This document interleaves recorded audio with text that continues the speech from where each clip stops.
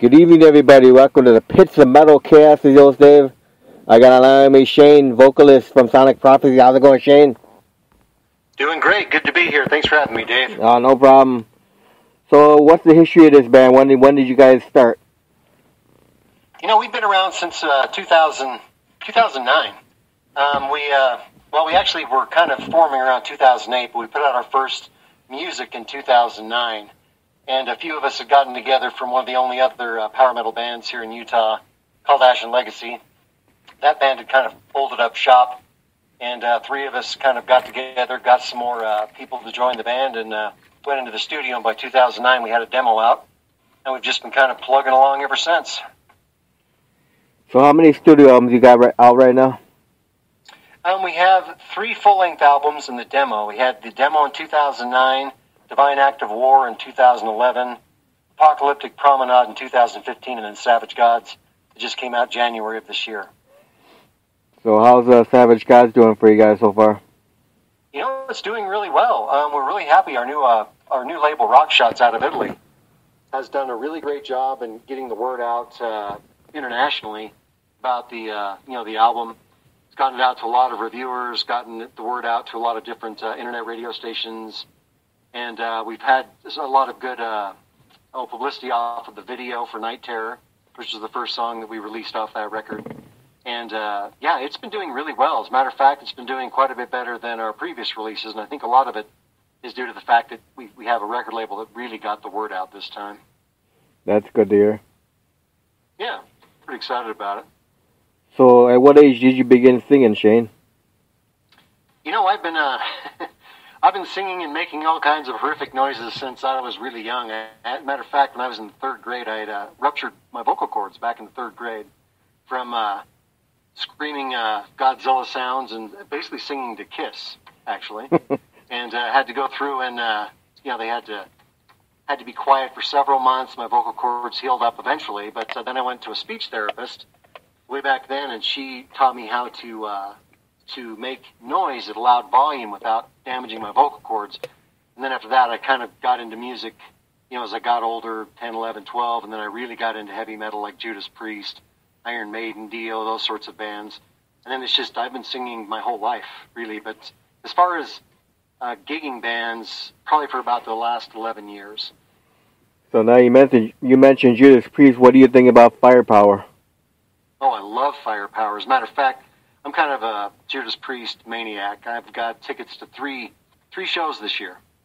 So I'll be seeing the Firepower tour as many times as I can. I think Rob Halford, I'm not even sure if he's from this planet. The fact that he's still able to do everything he does just blows me away. I mean, he's on fire this tour. I don't know if you've seen any of the footage. Yeah, I have. It's unbelievable what he's doing. Yeah, they're pulling out a lot of old stuff for this tour, too. Yeah, Saints in Hell. Yeah. I was floored when I saw that was on the set list. Yeah, never been played before. Mm-hmm. Yeah, and Stained Class is kind of unless you're a Judas Priest fan, a lot of people don't really seem to know much about that album. And they know Hellbent for Leather, and they know British Steel, and they know, all the 80s stuff, but they don't know Stained Class, and that album's got just some fantastic music on it, Saints of Hell being one of them. Right. And then they're bringing back a lot of songs that have been played before, but they haven't been played in years now, which is pretty cool. Yeah, Bloodstone, and I'm excited about it. Have you had a chance to catch them yet? Are they in Illinois yet? Tomorrow, Milwaukee, Wisconsin. Oh, are you heading down there? Yeah. Oh, that'll be great. Oh, you'll have to text me. Let me know how it is. Yeah, definitely. And I'm sure I'll get some pictures and all that stuff. Yeah. Absolutely. Yeah, it's going to be great. So now, how many bands did you sing in prior to Sonic Prophecy? I sang in just some kind of crappy garage bands when I was growing up. I think most people that, you hear some of the heavy metal you like, and you think, I've got to find a way to create that, when you're 12, 13, 14 years old, and you get together with a bunch of friends in a garage somewhere and basically just make some really bad noise. So, counting all those bands, I've probably been in a few cover bands. I was in a Judas Priest, Black Sabbath, Dio cover band for a while. Iron Maiden as well. It was called Black Vengeance. I've probably been in, 6 6, 7 bands throughout the years. Now, it's always a good time. Now, who came up with the name of the band? Actually, I did. When we got done with Ashen Legacy back in the day, all the band members got together. There was 4 or 5 of us there, and we just kind of put all the names. Everybody brought in their names, and then we kind of just picked and choose the ones we liked the best, and then put the last 3 or 4 names that made it out of the hat, kind of to a vote. So, and then Sonic Prophecy, we felt like at the time we were starting to write. We'd already had the music written for the demo, and we were starting to write the music for Divine Act of War. And the name really seemed to, really gel with the type of music we were writing at the time, which was kind of European-laced power metal. We've kind of moved in some different directions since then, but it really seemed to fit what the band was doing at the time. So everybody voted on it, and that's the name we went with. So, any meaning behind the name? There is. We kind of figure a lot of our lyrics have to do with, supernatural things, heaven and hell, wars against good and evil, and that's kind of the prophecy part of it. And then we deliver our message sonically. So I kind of put those things together and came up with Sonic Prophecy, and it just kind of, it's one of those names that when I said it to myself, it actually, it was memorable. I remembered it. It wasn't one of these really long names or names you just quickly forget. So that's why I chose it. The reason behind it, but also why I chose that particular name is it just rolls off the tongue right. So for Sonic Prophecy, what would you consider bands? What bands influenced you guys? We have a lot of influence. That's kind of the great thing. Me and Darren and I have been the primary songwriters, and before Darren and I were writing, way back in the day, it was Austin. Dixon was the main guitarist, and him and I wrote most of the stuff on the demo and the Divine Act of War. But Darren and I have been writing together since about 2014, and as the primary songwriters, we get together and we just like to kind of take in everything that's going on in the world, and we sit down and just, I'll come in with some lyrical ideas, he'll throw down the guitar ideas, and we just write from that. And a lot of that comes from our base in 80s heavy metal like Judas Priest and Iron Maiden, Dio, Slayer. We like a lot of the European metal like Edguy, Avantasia, Yorn, Hammerfall. We also like some of the female-fronted bands that are out there like Thin Temptation and Nightwish. And, we like underground bands as well, like Holy Grail. There's so much music we listen to across so many different genres and subgenres. The old rock and roll like Kiss, Rush, all of that stuff, Dream Theater, and now Matt Lefevre, the drummer of our band now, he's been a big influence on the last record, Savage Gods, and he's more of a prog metal type guy, so he brings in a lot of his influences, and we kind of put that all in the mix, and that's kind of how we have arrived at our sound. That's cool. So now for you guys, how's your hometown fan base? Really good. We just did a CD release party at a local club called Liquid Joe's here in Salt Lake, and great turnout. A lot of people there. Great club. The owner's fantastic, and it was a really good show. And we were actually kind of surprised because shows in Utah can be kind of hit and miss. I don't know how it is, up where you're at, but sometimes you'll get a great crowd, the next time you won't. But this time the crowd was really great, and the people knew the lyrics of the songs. A lot of merch, sold. So it was a great show. It was a nice way to kind of kick off the 2018 year for us. Now, the song Night Terror, what is that song about? It's basically about 80s horror movies. The really cheesy, Nightmare on Elm Street, Halloween, Friday the 13th, those types of 80s horror movies. I kind of grew up on those. So, when I sat down, Darren kind of hit that first riff. And then I heard that riff. I was like, okay, I have an idea of what we're going to do with this. And then we sat down and wrote that song. I took it home and started working on the lyrics. And it just all rolled together. And the video that we have for that, we shot it at a haunted hollow up here in Utah. It's supposedly one of the second or third biggest haunted attraction in the U.S. And owners were really fantastic. They let us just use the place and all the props. And we shot it during the Halloween season. So we had, the smoke machines and the big skulls and all the monsters in the backdrop. Not all the footage got used, but it was a great place to shoot it because it just shoehorned in right in with the lyrics. So, yeah, it's basically kind of an ode to 80s horror movies. Yeah, that's awesome. I love horror movies. Yeah, I'm kind of looking forward to that Thin Man that's coming out this summer. And I also, Slender Man, something like that. And I also love haunted houses, so they go hand in hand there.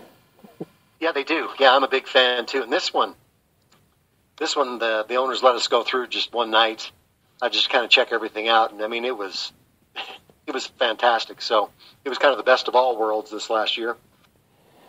So let's take a break and spin the tune Night Chair right now, then. Sounds like a plan. All right.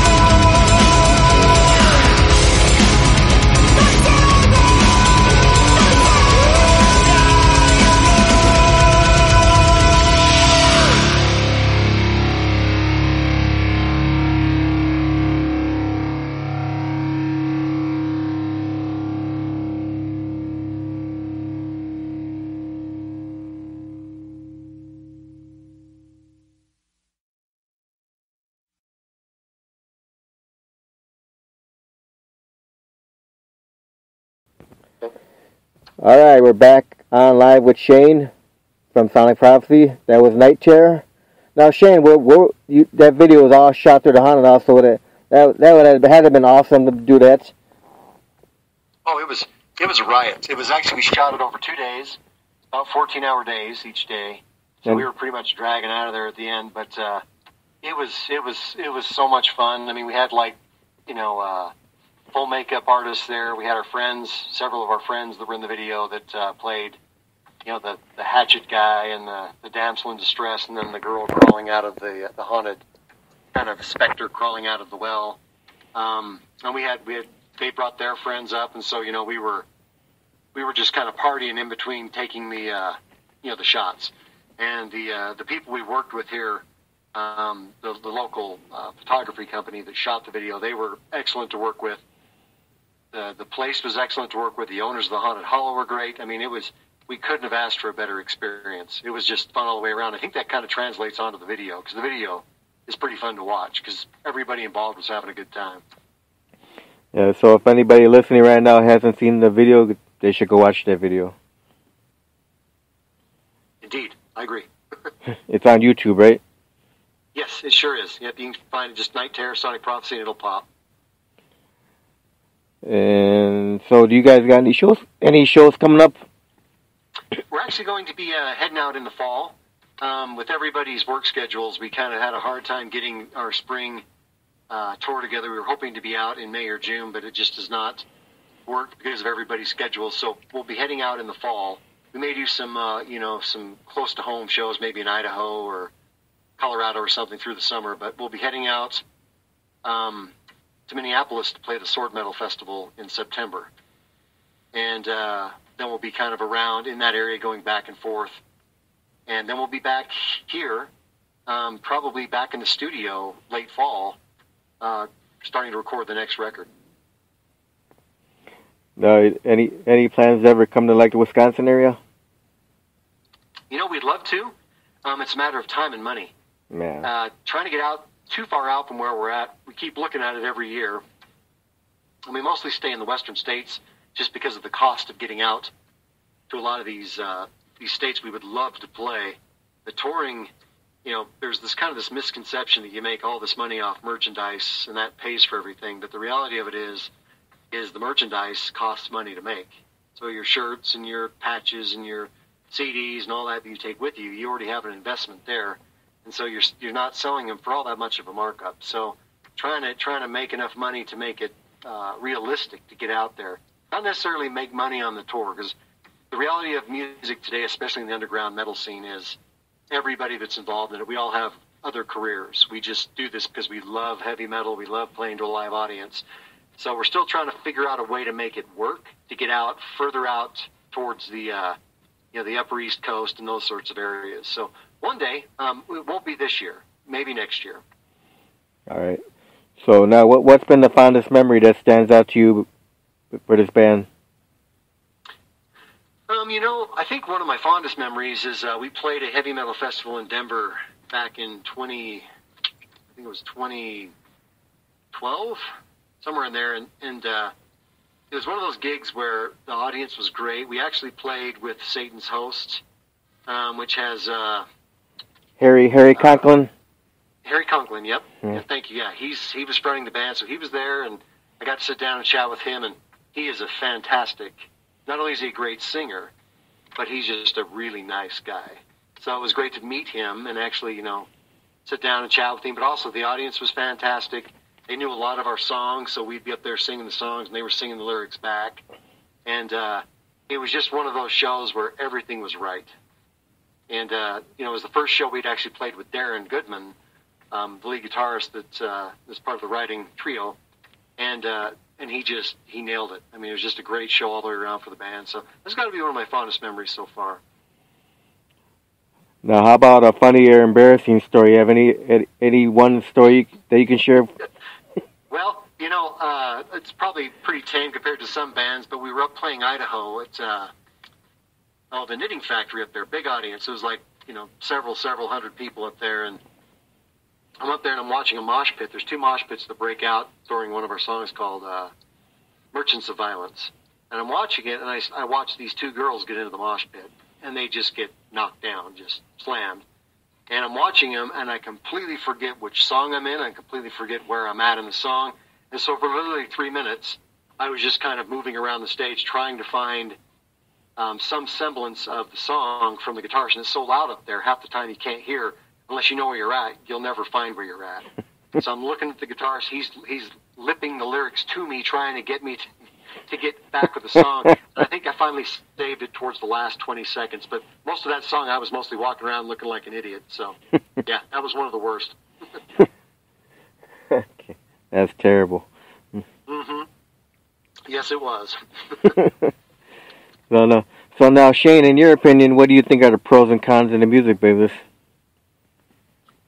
You know, the pros, I think, of being in a kind of an underground heavy metal band, and also the way, you know, the music industry, there's a lot of opinions on it, but the reality of it is it's in a pretty bad state.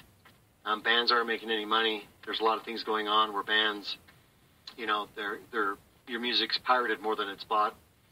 And we get that. You know, I'm not complaining about that. It's just, there is an upside. The upside is the record companies don't really have much say in what you get to create. So there isn't like there's going to be somebody telling us on the next record, you know, you need to make more songs like Night Terror, or you need to make more songs like Man and the Guns, or whatever. We basically, you can write what you want. You have the freedom to do what you want.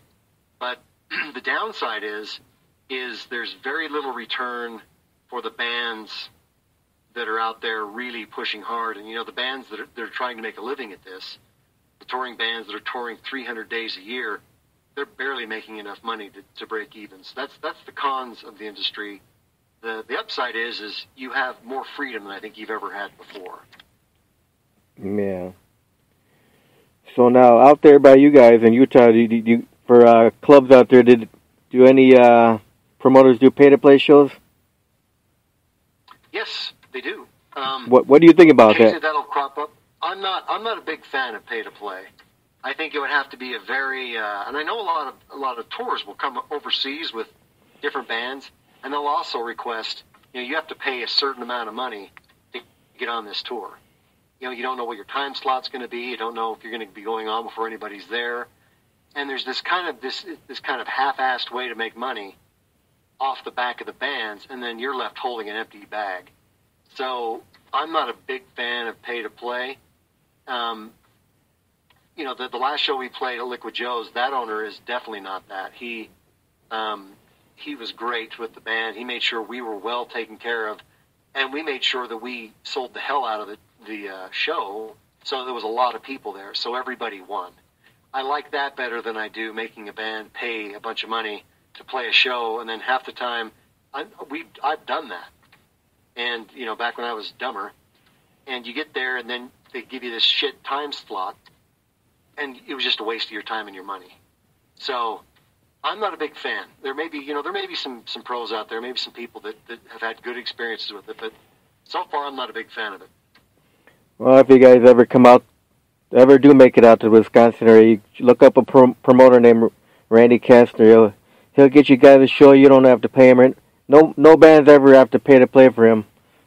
I'm writing his name down now. That's great. Thank you for the tip on that. Yes, I definitely will. And he does a festival every year in April, which is like later this month. NYDM Spring Bash. It's all different genres. You got like death metal, thrash metal, power metal, everything mixed in. Really? Yeah. Spring Bash. I'll look that up. That would actually be a show that would make it worth our while to get out that way. Because Thank you for the tip on that. Usually it was 3 days, but this year he's doing 4 days. You got Thursday, the headliner. You got Atrophy, the thrash band from Arizona. I don't know if you remember them. They're back from the 80s band Atrophy. And then you got Fridays, Hellstars headlining Friday. Oh. And then Saturday you got Nasty Savage headlining. You remember that, Ben? Yeah. Yeah. Then Sunday you got Surus Ungle. I know you. I know you know Surus Ungle. Oh yeah. Yeah. Wow, that's awesome. Yeah, I'll definitely look that up. Yeah. See what the story is for next year. Yeah. Thank you. Yeah, maybe you guys can get on there, then we'll be able to see you guys up here. Yeah, that would be great. We'd love to get out that way. The more people we can play to, the better. I don't know, Satan's Host played there.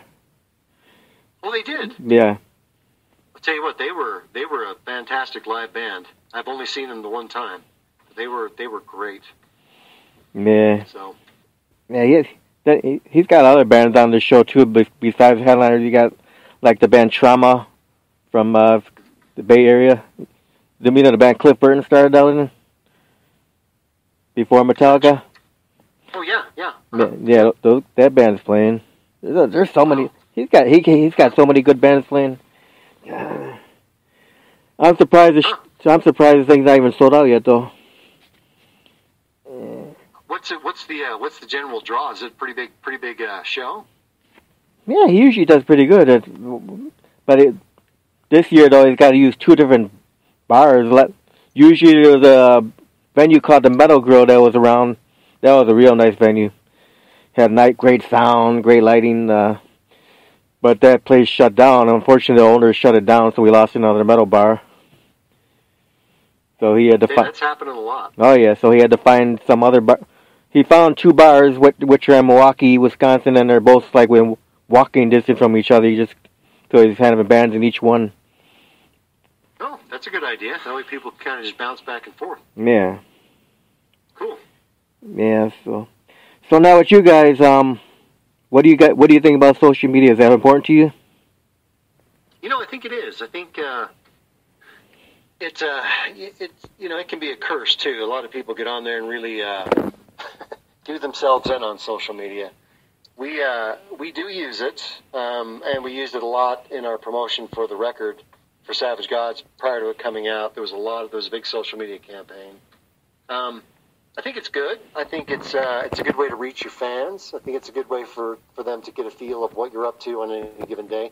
There is the mystique though that used to be, when I was young, you go down to the local gas station or whatever, and they'd have Hit Parade or Cream Magazine or any of those, and you'd wait.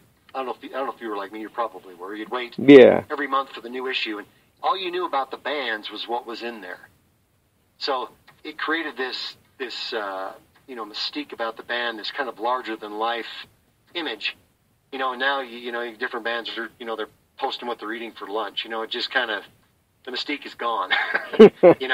And I realize that's just the times. The times have changed completely, but I do miss kind of the the metal gods that you looked at them when you went and saw them in concert. They weren't human; they were more than that. You know what I mean? Yeah. And I think, and that's that's not how we want to be looked at or anything. I'm just saying I kind of miss that kind of that whole era. It's gone, and I think social media has pretty much buried it. And I think it's also there's no filter anymore on music, which can be good and bad. There's more music you get to hear, but sometimes there's so much music that comes out. Good music gets lost, and you're trying to wade your way through everything else to find it. So social media and the internet has been good for a lot of things, but there's a few cons involved as well. Yeah. So now, when you guys do shows locally out there, do you make physical flyers still? We didn't on the last show. I had been making physical flyers previous to that, and I'd go but there's around here there's getting less and less and less places that will allow them to be put up. And you can expend a lot of time putting them up, and then the next morning you drive by and it's all torn back down. So there's only like 2 or 3 spots here in Salt Lake City where you can actually put up flyers, and usually there's so many flyers up in that area, it looks like blue and black snow. It's just this wad of color on black. So I didn't this time, and it didn't make any difference. I'll be honest, it didn't make any difference at all. And that's actually an interesting question, because I was actually trying to gauge whether it made any difference from the summer, before, where we'd done a lot of shows, and I was out there, on the weekends throwing up flyers wherever I could get them up. And we actually had a better turnout for this than we did for that. But we did a local social media campaign that I kind of marketed to, to people that subgenres that had been to several of our shows, and for different bands like Rata Blanca and Cinderella and Rat and Accept and Sabaton. Some of these shows we'd opened for, and then tried to target their fans, and we had a great turnout. So that seemed to be a better use of my time this time. Whether that's the case going forward, I don't know. Okay. Now, how many websites do you guys have? We've got our official Sonic Prophecy site, sonicprophecy.com. Then we have our Facebook site. We're also on Twitter. I got to think we're on SoundCloud. We're on several platforms. I think the only thing we're not on like Snapchat or any of that stuff, but we're on the big web sites. We have all the social media platforms. We're there. We're also on all of the like Pandora and Spotify, and so basically anywhere we can be, we are. If it makes sense to be there. But yeah, we have an official site. And that has our web store with all of our CDs and our shirts and patches and that sort of thing. So if anybody's interested, www.sonicprophecy.com. Everything that's Sonic Prophecy is right there. Now, do you guys have distribution out of the country? We do. Yeah, we're everywhere. We're Japan, Germany, France, Australia, India. Yeah, our record company got us a really great distribution deal. So we're everywhere. So how you guys selling overseas? Really good. We've been really excited about the sales. I go back and forth with the owner of this record company, and he's great to work with. And he's sent out multiple shipments of the album, physical, distribution of the album multiple times already since the album dropped in January. So it's selling really well in some of the foreign markets, which is great, because that's the style of heavy metal we play. The United States is probably one of the least popular genres in the country we happen to be in. But the rest of the world is really into kind of that traditional new wave of British heavy metal, power metal scene that's the type of music we make. Right. So maybe someday you'll get to Europe. Well, we'd love to get over there. I would love to get over there and play some small festivals or some local, some shows there, get on a bill with some bigger bands so we could be introduced to their audience. Yes, that's something we talk about a lot. It's just, again, it's getting the money to get over there and, make it happen. And it's no small feat. Yeah. So now I'm going to ask you a few fun questions. Shoot. What's your favorite food? Favorite food? Probably a steak medium rare. Favorite drink? That would probably be my favorite thing. Favorite drink? Pretty mild, actually. My favorite drink is caffeine, or not caffeine, Diet Coke with lime. Yep, that's my favorite. Top 5 favorite bands of all time? Judas Priest, number 1. Iron Maiden, number 2. Dio, number 3. Ozzy, number 4. 5, I would probably have to go with Avantasia. First metal concert you ever attended? First metal concert was Defenders of the Faith, 1984. Judas Priest. I've been to rock concerts previous to that, but that was my first metal show. What was your first rock concert? REO Speedwagon and Survivor on the High Infidelity tour in 1980. Oh, that had to have been awesome.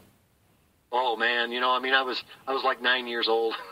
Dates me a bit, but I was just floored. That basically broke me in. Previous to that, I'd just been listening to Kiss on 8-track, and cassettes, and then when I finally got to see a real rock concert, that just changed the whole playing field. And then after that, it was Loverboy and Styx, some of those bands, and finally I got to go see Judas Priest, and then it was Maiden and Dio and all the rest of it after that. Whitesnake. Yeah. Musical people that inspire you? Big fan of Rob Halford, big fan of Bruce Dickinson. Sharon Den Adele is an amazing singer. All the guitar greats. Yngwie Malmsteen, Glenn Tipton. Boy, there's so many I could keep spouting off. Billy Sheehan, Billy Joel. I like a lot of different music, but I tend to stay in the rock and heavy metal genre. Tobias Sammet, Bjorn, there's about a million I'm not forgetting right now, but Dio, all the big singers and guitarists. I'm a huge fan. Neil Peart, drummer. Yeah, probably the ones that influenced probably everybody from my generation. Now, with all those Priest concerts you're going to, maybe Glenn Tipton will pop out of one of them? I hope so. Yeah, I did see the footage where wasn't it New Jersey he came out? Yeah. Played Metal Gods and... yeah, 3 songs. Yeah, it was, you just think these guys are ageless. It catches up to us all, but it was great. It was great to see him out there tearing it up, because we all know Parkinson's is something you really don't bounce back from. But the fact that he has just the mental fortitude to get out there and still kick ass, that says a lot about him as a person. Yeah, he's what, 70 years old now? 70 years old, yeah. Yeah. Yeah, amazing. So now, Shane, musical advice you'd give to upcoming bands? I would tell them, and this probably isn't something that they would want to hear, but, I've read some articles by Bjorn and some of these other guys that are, big singers. You think they're doing all these wonderful things, and they tell you flat out, make sure that music remains your hobby. Get your career going, and that will be the money that allows you to make music, because the playing field has shifted. So I would tell them, you may be more passionate about music than anything else in your life, and that is great. Follow it. Make sure that your backup plan is rock solid, because there's a damn good chance you're going to need it. Now, where do you hope to see Sonic Prophecy in the next 5 to 10 years? I'd like to see us have 4 or 5 more records out, and I'd like to see us have a European tour under our belt, a Latin America tour under our belt, and a coast-to-coast U.S. tour under our belt. That would be exactly what I would like to see out of Sonic Prophecy going forward. Okay.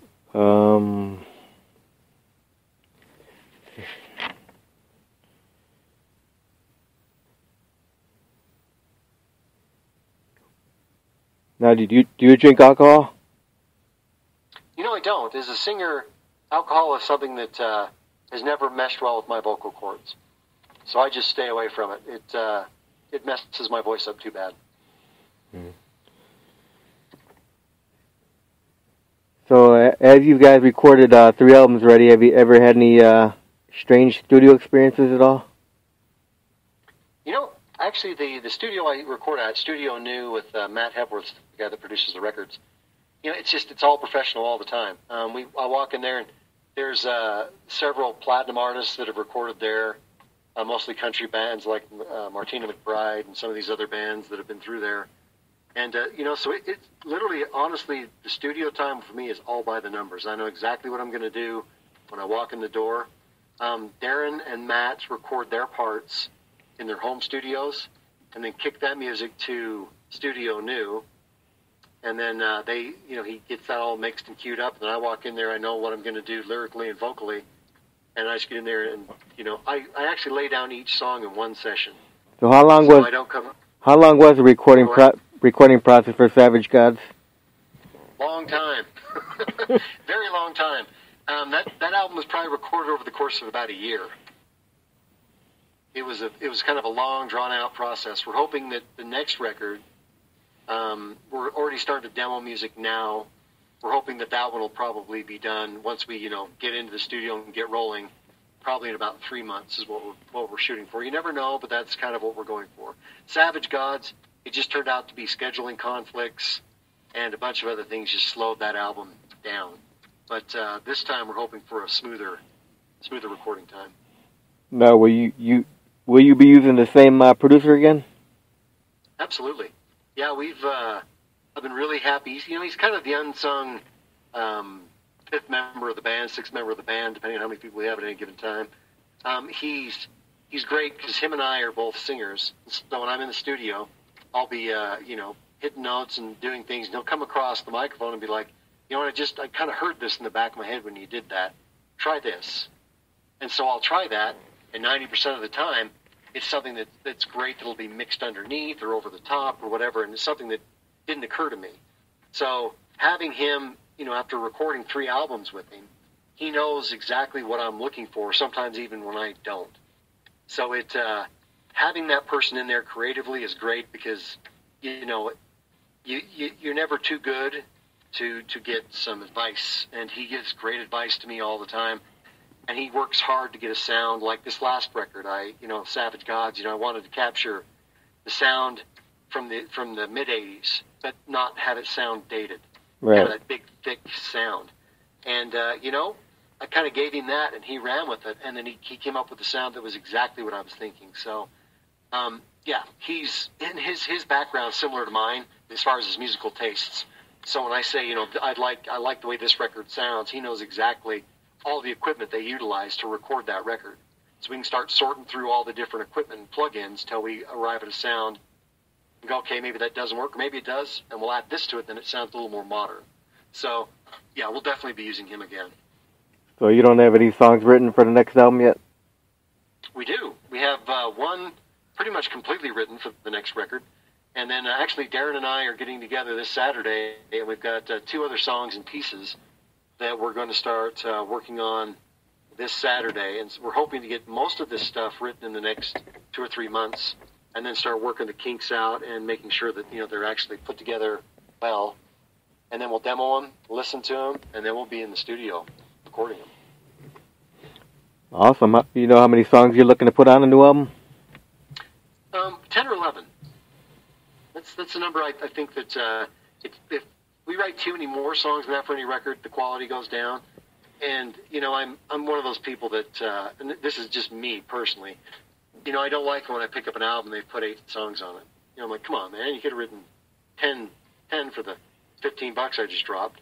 So I like to make sure we put 10 good, solid tracks on a record. And if we have an 11th song that I like well enough to put on there, and the band likes well enough to put on there, then there'll be 11, but there'll at least be 10. Awesome. Well, Shane, I want to thank you so much for your time for the interview. Do you have any final words for the fans listening in? Well, we appreciate every one of you, every fan that listens to Sonic Prophecy and also supports the Metal Underground. We really appreciate you, as do all the other bands that are in this genre, because, we don't exist if you guys don't support us. So we hope we'll see you guys at the show. If you like the record, if you like the music, please support the band and pick it up, or any other bands that you like for that matter. And Dave, thank you for having me on your show. I really appreciate it. No problem. We'll do another interview in the future. Sounds like a plan to me. All right, you have a good night, Shane. You too, Dave. Talk to you later. All right, bye-bye. Bye.